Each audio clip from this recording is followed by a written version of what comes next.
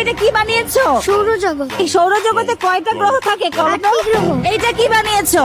এটা হলো পৃথিবীর স্তর। আমাদের হাইড্রোস্ফিয়ারের কাজটি হলো আমরা নদীর যে স্রোত আছে সেই স্রোতকে কাজে লাগিয়ে ব্যাটারি উৎপন্ন করবো। যেমন দেখেন এটা যখন ঘুরবে তখন এই যে মোটরটা, যে ডিসি মোটরটা, এইটা টারবাইন হবে। এই টারবাইন হওয়ার মাধ্যমে এখান থেকে বিদ্যুৎ উৎপন্ন হবে। এইটা কি বানিয়েছো মামুনি? এটা আমরা বানিয়েছি রকেট। রকেটের কাজ কি বলো তো? এটা দিয়ে আমরা চাঁদে যেতে পারি, পৃথিবীর বাইরে যে কোনো জায়গায় আমরা এটা দিয়ে যেতে পারি। Wow, very good. তুমি বড় বড় বানাতে পারবে নাকি ভুলে যাবে? আমি ঠিক জানি না। এইটা কি বানিয়েছো?